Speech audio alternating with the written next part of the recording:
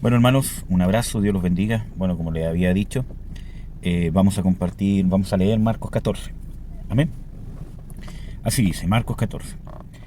2 días después era la Pascua, y los hacimos, y los principales sacerdotes y los escribas buscaban cómo prenderlo por engaño para hacer que lo mataran. Pero decían, en la fiesta no sea que se produzca un tumulto en el pueblo. Y estando en Betania, en la casa de Simón el leproso, estaba reclinado a la mesa y vino una mujer portando un frasco de alabastro con perfume de nardo puro, muy costoso. Y quebrando el frasco de alabastro, lo derramó sobre su cabeza. Y algunos bramaron entre sí, ¿por qué se ha hecho este desperdicio de perfume? Porque este perfume podía ser vendido por más de 300 denarios y dado a los pobres. Y la criticaban duramente. Pero Jesús dijo, dejadla, ¿por qué le causáis aflicción? Buena obra ha hecho conmigo, porque a los pobres siempre los tenéis con vosotros, y cuando queráis les podéis hacer bien, pero a mí no siempre me tenéis. Ha hecho lo que tenía a mano. Se anticipó a ungir mi cuerpo para la sepultura. De cierto os digo, donde quiera que sea predicado el Evangelio en todo el mundo, también se hablará de lo que ésta hizo para memoria de ella. Bueno, el primer punto, hermanos, es la fiesta de la Pascua, ¿cierto? Dice, 2 días después era la fiesta de la Pascua y los hacimos. Esta fiesta de los hacimos también es conocida como la fiesta de los panes sin levadura, y es que durante 7 días, ¿cómo se llama?, se comían panes sin leudar, ¿ya? Sin echarle ¿cómo se llama?, levadura. Incluso Dios ordena, ¿cierto?, en el Antiguo Testamento que no habrá nada de levadura en la casa de los israelitas, ¿ya? Y la fiesta de la Pascua, ¿cierto?, era comer el cordero de la Pascua, ¿cierto?, en recordatorio al cordero que Dios hizo comer, ¿cierto?, cuando libertó al pueblo de Israel de Egipto. Esto en conmemoración, ¿cierto?, que el pueblo tuvo que salir de Egipto cuando fue, ¿cómo se llama?, liberado, muy a prisa, ¿cierto? Fue ¿cómo se llama?, de un momento a otro, entendiendo que la última plaga que Dios envió fue la muerte de los primogénitos en Egipto. Entonces, ¿cómo se llama?, esa misma noche el pueblo de Israel se tuvo que ir, ¿cierto? Y, ¿cómo se llama?, conmemorando que no hubo tiempo para leudar el pan, etcétera, etcétera, ¿ya? Ahora, según las escrituras, ¿cierto?, esta fiesta de los panes sin levadura, ¿cierto?, uno podría entender, según algunos escritos, ¿cómo se llama?, de Pablo, ¿cierto?, que esta levadura es el pecado, ¿cierto?, de vivir una vida, ¿cierto?, en santidad sin pecado. Y obviamente, ¿cierto?, se habla de que esta fiesta de la Pascua se cumplió y también era una conmemoración del Cordero Pascual, que es Jesucristo, ¿cierto? Él fue nuestra Pascua, el sacrificio, ¿cierto?, el Cordero que nos liberta, ¿cierto?, de nuestros pecados, ¿ya? Bien simple, ¿cierto?, para poder hacer un resumen del tema. Con respecto al tema que vemos aquí sobre esta mujer, ¿cierto?, nos encontramos en los otros evangelios, ¿cierto?, que esta mujer, ¿cierto?, cuando ella vierte, ¿cierto?, el perfume, que es muy, muy caro por lo que dice aquí, ¿cierto?, el que la critica, ¿cierto?, es Judas, o por lo menos él es el que lleva, ¿cierto?, esta crítica, Judas, ¿cierto?, el Iscariote. Y también nos encontramos en el Evangelio de Juan que posterior a este evento, Judas va, ¿cierto?, a hablar con los fariseos para entregar al Señor Jesucristo y buscar ocasión, y ahí es donde a Judas Iscariote le terminan, ofreciendo, dinero para entregar al Señor Jesucristo. Y solo quiero hacer, ¿cierto?, un hincapié que tiene que ver con el tema de la ofensa, ¿cierto? Jesús hizo una reprensión abierta, y aunque en este paralelo no sale que fue Judas, ¿cierto?, pero por los otros paralelos sabemos que Judas por lo menos fue el que encabezó esta crítica. Entonces, Jesús hace una reprensión pública ante sus discípulos y probablemente ante todos los demás que estaban ahí, y obviamente eso avergonzó a Judas. Y vemos de que pese a que él ya tenía en su corazón entregar a Jesús, como dice las Escrituras, porque era ladrón, etcétera, etcétera, vemos de que esa rabia de ser avergonzado, ese orgullo, ¿cierto?, fue lo que gatilló, lo impulsó a hacer lo que ya estaba en su corazón, de querer entregar a Jesús. Y esto que nos pueda servir también para aprender que muchas veces, ¿cierto?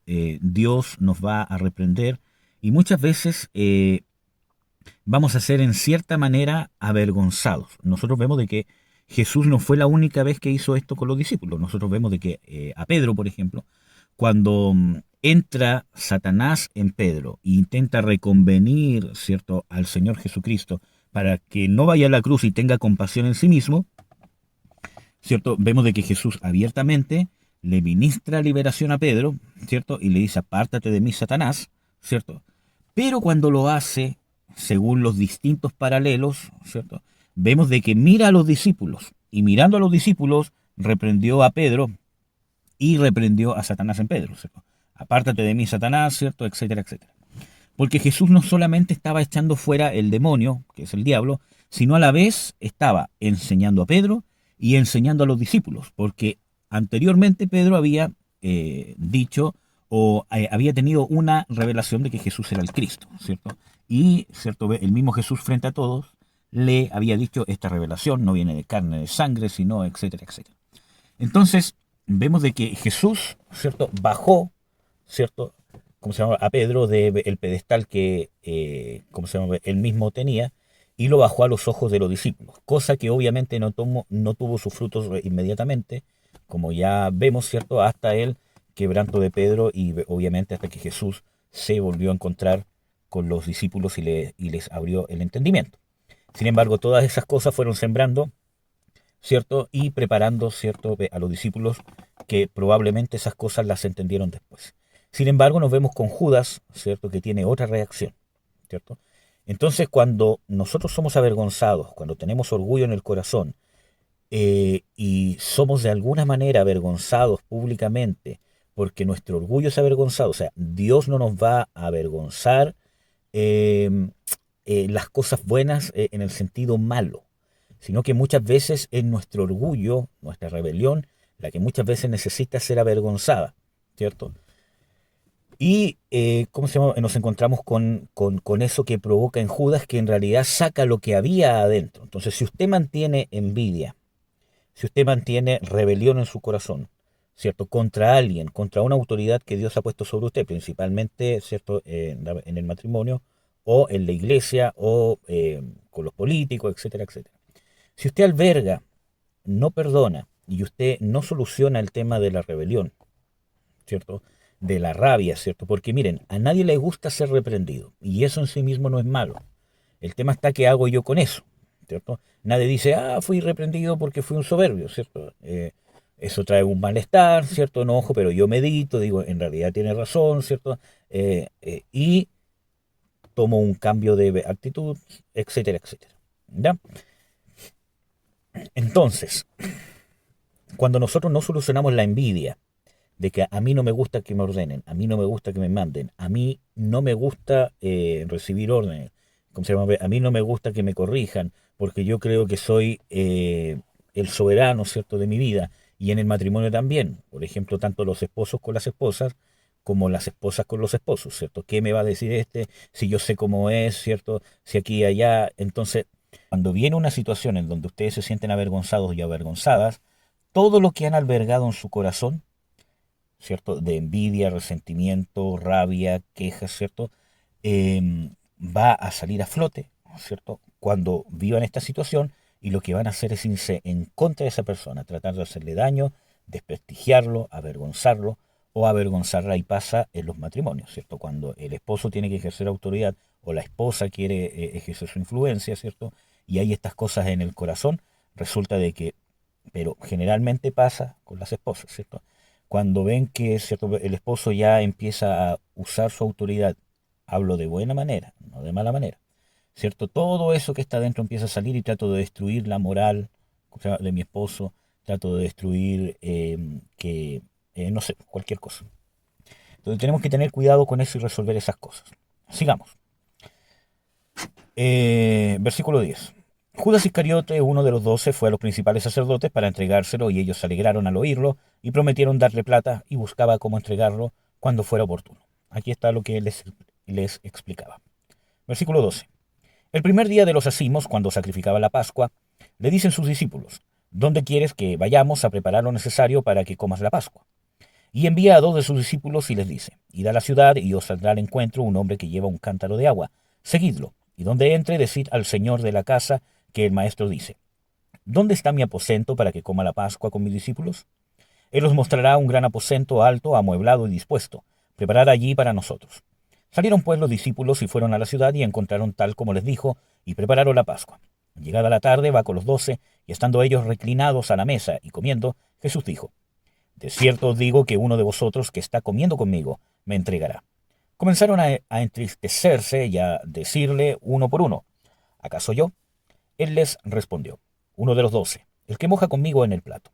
El Hijo del Hombre se va tal como está escrito de él, pero ay de aquel hombre por quien el Hijo del Hombre es entregado. Más le valdría a ese hombre no haber nacido. Estando ellos comiendo, tomó el pan, y pronunciando la bendición lo partió y les dio y dijo, tomad, esto es mi cuerpo. Y tomando la copa dio gracias y les dio, y todos bebieron de ella. Y les dijo, esto es mi sangre del pacto, la cual es derramada por muchos. De cierto os digo que no beberé más del fruto de la vid hasta el día aquel en que lo beba nuevo en el reino de Dios.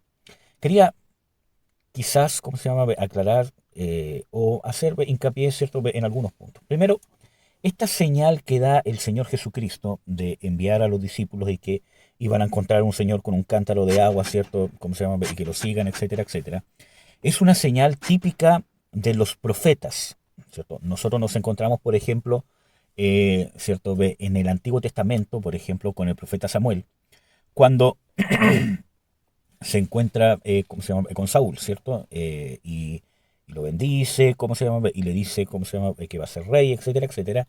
Le habla de las mulas, creo, ¿cierto?, que estaban perdidas de su padre, ¿cierto? Y les da ciertas indicaciones de cosas que le pasan, ¿cierto?, a Saúl cuando baja, ¿ya? Que se iba a encontrar con tal persona, o que, el papá ya había perdido el cuidado, por las mulas y ya estaba, preocupado de él, etcétera, etcétera. Perdón, por las asnas, no la mula.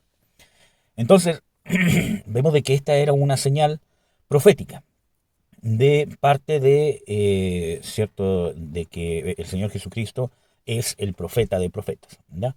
Solo quería dar esa aclaración. Con respecto a la institución de la Santa Cena, ¿cierto?, nos encontramos que en los otros paralelos de los evangelios, que Judas sale después que moja con él el pan en el plato. Incluso hay un paralelo que dice que es Jesús quien toma el pan, ¿cierto?, lo moja y se lo entrega a Judas, y ahí dice que Satanás entró en Judas y Jesús le dice lo que has de hacer, hazlo más pronto, y Judas sale de ahí y obviamente prepara todo para poder entregar al Señor Jesucristo. Entonces sabemos, ¿cierto?, por los paralelos, que la Santa Cena se celebró sin Judas, ¿ya? Y aquí vemos la institución de la Santa Cena. Amén. Sigamos con el versículo 26. Y después de cantar un himno, salieron hacia el monte de los olivos. Les dice Jesús, todos os escandalizaréis porque está escrito, heriré al pastor y las ovejas serán dispersadas. Pero después de haber resucitado, iré delante de vosotros a Galilea. Entonces Pedro le dijo, aunque todos se escandalicen, yo no. Le dice Jesús, de cierto te digo que hoy en esta misma noche, antes que el gallo cante 2 veces, me negarás 3 veces. Pero él repetía con porfía, aunque tenga que morir contigo, de ningún modo te negaré. Y así también decían todos. Aquí nos encontramos con parte de lo que les mencioné en Pedro, ¿cierto? Pedro tenía madera para ser líder, ¿cierto? Pero todo lo que tengamos, aunque tengamos madera para liderar, nos vaya bien en los grupos, siempre somos los líderes en el trabajo, donde sea. Eso no quiere decir de que sea espiritual. Aquí vemos un liderazgo carnal, una influencia innata que tenía Pedro sobre los demás. Muchos dicen quizás porque era el más viejo de todos, etcétera, etcétera, pero, ¿cierto?, vemos de que tenía, ¿cierto?, un liderazgo innato sobre el grupo. Porque vemos de que él estaba porfiando, Jesús le decía, me vas a negar, ¿cierto?, entendiendo que Jesús era profeta y habiendo tenido una tremenda señal, mira, van a ir para allá, les va a salir al encuentro una persona con un cántaro de agua, etcétera, etcétera, y diciendo Jesús esto, seguían porfiando. Sabemos que tenían el entendimiento entenebrecido, pero vemos aquí esta falta de lógica y cómo la porfía de Pedro, ¿cierto?, influenciaba sobre el grupo y hacía que el grupo fuese porfiado también. Entonces podemos tener mucha madera de líder, ¿cierto? Y en las áreas, ¿cómo se llama?, seculares puede ser un don innato. Pero si no nos convertimos, si no transformamos eso y realmente no lo ponemos en las manos de Dios, humillándonos como tuvo que ser humillado Pedro, ¿cierto? No basta con tener la madera de líder o con tener el don nato natural de liderazgo. No basta, no es síndrome de nada, sino solamente hacia donde Dios me quiere llevar, pero así no sirve. Entonces, ¿qué pasa? Influimos nuestra porfía, nuestra rebelión, todo lo carnal lo podemos influenciar sobre el grupo y eso es nefasto, eso es terrible para la iglesia de Jesucristo y para las familias también. ¿Ya? Eso. Seguimos con el 32. Llegan a un sitio cuyo nombre es Getsemaní y dice a sus discípulos: sentaos aquí hasta que ore, y toma consigo a Pedro, Jacobo y Juan.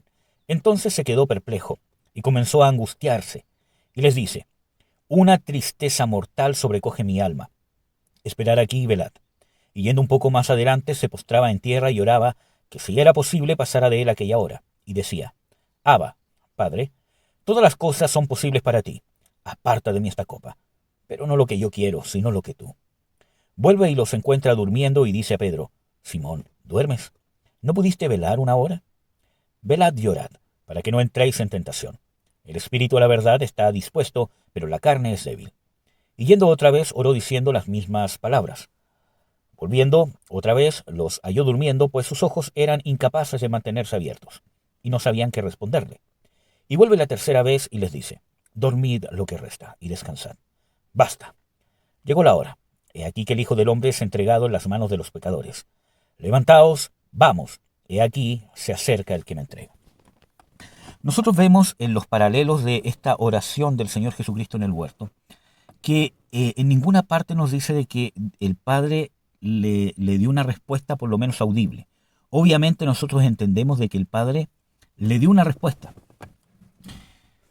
Y nos encontramos en otros paralelos, aunque esta versión textual, ¿cierto? ¿Cómo se llama? Que estamos viendo, omite esos pasajes. Dice que incluso él sudaba gotas de sangre y un ángel enviado por Dios, ¿cierto?, lo fortalecía. Pero vemos de que, ya sea por voz audible, etcétera, etcétera, Jesús entendió. Y aquí vemos en esta tercera vez que vuelve, que dormir lo que resta y descansar, basta, llegó la hora. O sea, entendió de que no iba a pasar, ¿cierto?, esta copa, ¿cierto?, y que era necesario, que este era el momento en que iba a ser entregado y que tenía que ser crucificado. Lo puede haber recibido una voz audible o lo puede haber entendido por medio de las escrituras, que es lo que yo creo por lo menos, pero esto es lo que yo pienso, ¿cierto? De que era necesario y Dios le confirmó, ¿cierto?, que esta era la hora del sacrificio, el martirio. ¿Amén? Y él estaba totalmente dispuesto a hacerlo. También quiero ir al punto que aquí dice: una tristeza mortal, en el versículo 34, sobrecoge mi alma. Y aquí vemos un tema, por ejemplo, en el versículo 33, en el anterior también dice que se quedó perplejo y comenzó a angustiarse. Entonces, yo sé que este tema que yo he dicho muchas veces es un poco controversial, pero como el Señor Jesucristo dice, en el mundo tendréis aflicción, ¿cierto? No van a faltar situaciones que nos pongan perplejos, ¿cierto?, y nos angustien. El tema está cuando yo me angustio porque estoy centrado en mí mismo, porque no tengo fe en Dios, porque no creo que Dios es mi proveedor, porque soy rebelde y no quiero cambiar, etcétera, etcétera. Y otra cosa es estar perplejo y angustiarse porque lo que voy a pasar, que es voluntad de Dios que lo pase, y yo estoy decidido a hacerlo, ¿cierto? Obviamente es una situación angustiosa porque nosotros vemos en el caso del Señor Jesucristo, me va a causar dolor, flagelo y hasta la muerte, ¿cierto? Una agonía, ¿cierto? Es diferente a estar angustiándome porque estoy centrado en mí mismo, porque no quiero perdonar, ¿cierto? Porque no quiero dar el brazo a torcer, porque he tomado malas decisiones y no quiero hacerme responsable de las consecuencias. Es diferente. Y dice: una tristeza mortal sobrecoge mi alma. ¿Qué es lo que hizo el Señor Jesucristo?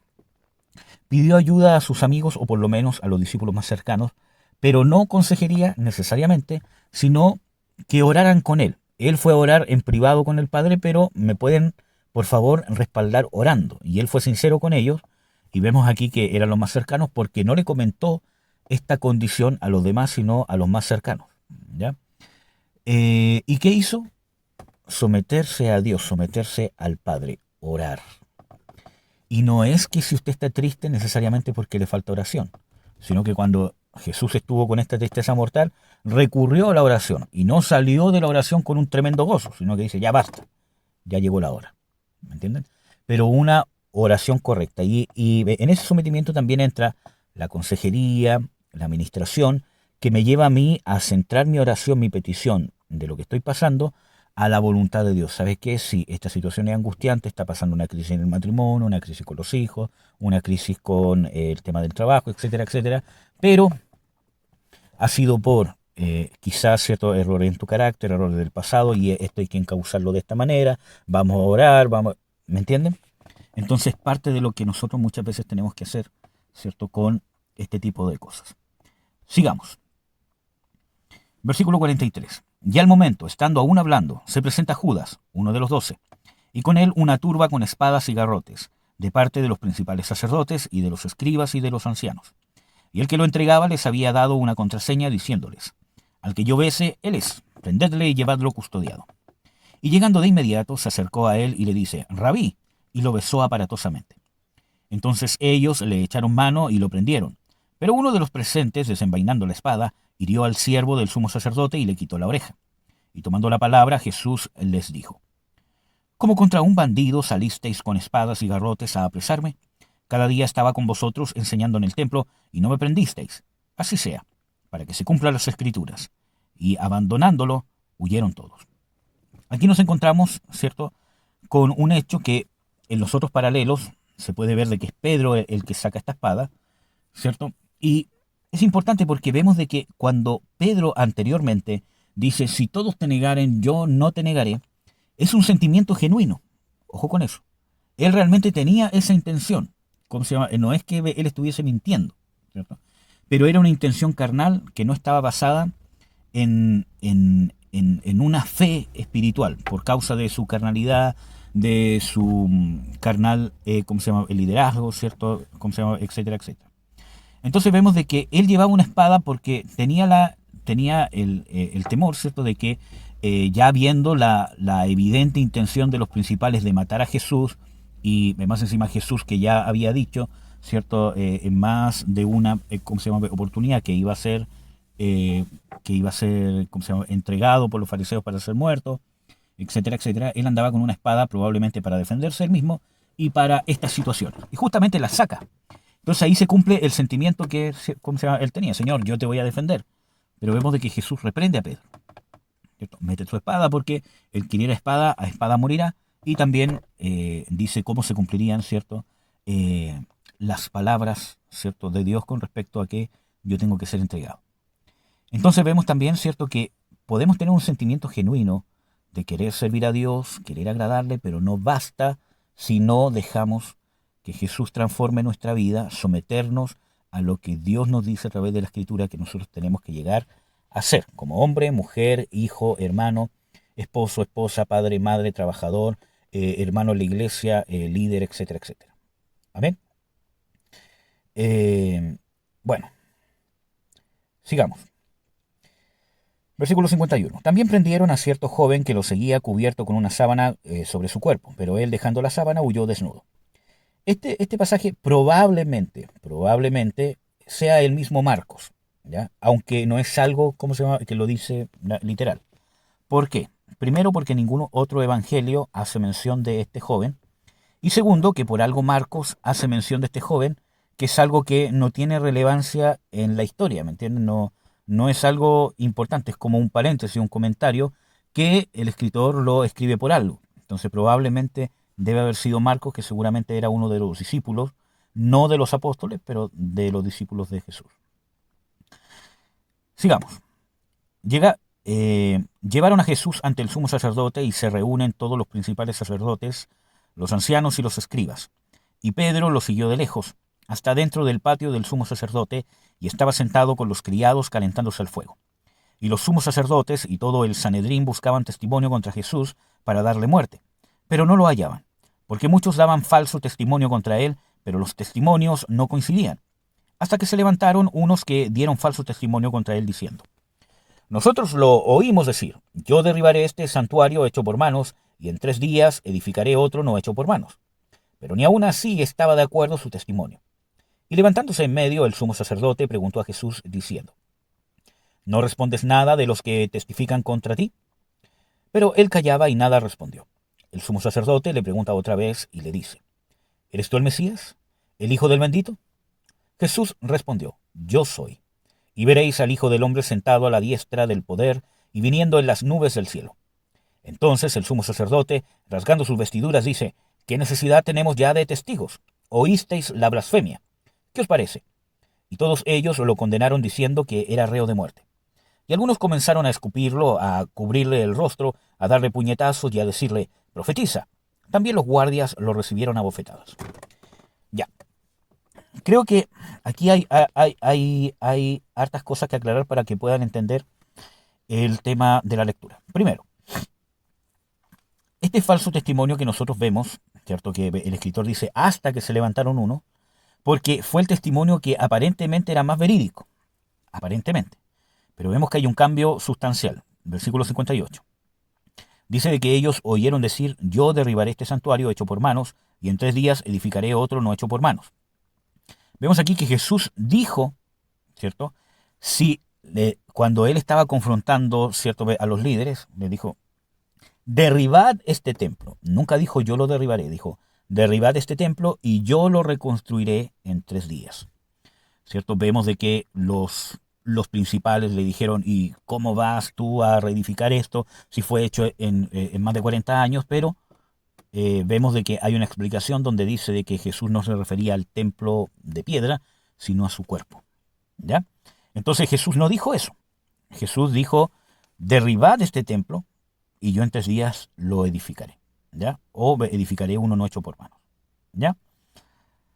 Vemos aquí que esto es importante. Cuando el sumo sacerdote le pregunta, ¿cierto?, ¿cómo se llama? Directamente: ¿eres tú el Mesías, el Hijo del bendito? Jesús respondió: yo soy. Y veréis, ¿cierto?, al Hijo del hombre sentado a la diestra del poder y viniendo las nubes del cielo. Cuando dice a la diestra del poder, era una forma judaica, ¿cierto?, de no nombrar el nombre de Dios, ¿cierto?, porque el nombre de Dios no se pronunciaba. Aparte de que esta frase viniendo en las nubes del cielo es una referencia a algunos pasajes, como por ejemplo en Daniel, que hace referencia a la deidad. Entonces, ¿por qué el sumo sacerdote rasga los vestidos? ¿Cierto? Porque para ellos había blasfemado. Porque cuando le pregunta: tú eres el Mesías, el Hijo del bendito, y esto quita las creencias de que... Por eso, hermanos, nosotros no podemos pensar de que lo que piensa el judaísmo actual es la verdadera revelación de la Escritura. Tenemos que entender que podemos sacar algunas cosas, ¿cierto?, algunos indicios quizás históricos, pero tenemos que ver dos cosas. El judaísmo ha cambiado mucho, desde el judaísmo de Moisés, obviamente, el judaísmo de los tiempos de Jesús y el judaísmo al tiempo actual. El judaísmo al tiempo actual está casi totalmente influenciado por un judaísmo anticristiano. Tratar de evidenciar que Jesús no es el Mesías. Tanto así que cambiaron una interpretación netamente judía que se creía desde siempre, de Isaías 53, que hablaba del Mesías, ¿cierto?, en los tiempos después de Jesús, ¿cierto?, el judaísmo tuvo que cambiar esa interpretación, que es lo que creen hasta el día de hoy, que Isaías 53 habla del pueblo de Israel como, ¿cierto?, al que traspasaron, ¿cierto?, y no habla del Mesías. Cosa que ellos cambiaron de adrede, cambiaron las escrituras solamente para poder refutar que Jesús es el Mesías. Así que ojo con eso, no todo lo que viene de los judíos, mucho menos al día de hoy, ¿cierto?, es una verdadera interpretación de las escrituras, ni del Antiguo ni del Nuevo. Tenemos que entender que si no pudieron discernir, y no lo pueden todavía, que Jesús es el enviado de Dios, el que cumple todas las profecías, ¿cierto?, escritas por Moisés en la ley y los profetas, mucho menos van a poder dar una interpretación real. Podemos sacar algunas cosas que nos pueden ayudar, pero no más que eso. Vemos aquí de que la creencia, pese a que se dice de que el pueblo judío cree solamente en un Mesías político, en un ser humano de carne y hueso que es un libertador político, sí estaba esa creencia. Y en los tiempos del Señor Jesucristo había muchos grupos grandes, ¿cierto?, que creían en el Mesías como simplemente un hombre libertador. Muchas veces si leemos los libros apócrifos, ¿cierto?, o los apócrifos, nos encontramos con estas ideas, ¿cierto? También entendemos de que el pueblo judío, ¿cierto?, quizás los más estudiosos entendían que Mesías como ungido, Dios había tenido muchos Mesías en el sentido político. David era considerado un hombre que Dios ungió para poder hacer, ¿cómo se llama?, determinada obra, y así sucesivamente muchos ungidos que traducido es, ¿cómo se llama?, Mesías, ¿cierto?, que Dios había escogido para poder libertar al pueblo de Israel o hacer ciertas cosas. Pero el Mesías de Mesías, el ungido de Dios, los estudiosos de la Biblia, como por ejemplo los sumos sacerdotes, en este caso, y los escribas, sabían de que el Mesías de Mesías era el Hijo del Bendito, o el Hijo de Dios. Esta frase, Hijo del Bendito, también es una forma de no nombrar el nombre de Dios.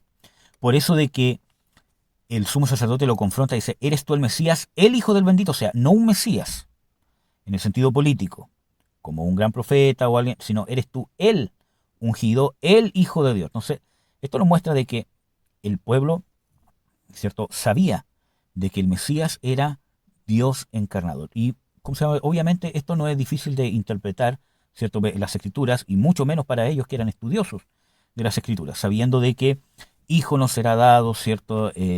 ¿Cómo se llama? Su nombre será Padre Eterno, Príncipe de Paz, o ¿cómo se llama? Su nombre será, ¿cómo se llama?, Emanuel, que es Dios con nosotros.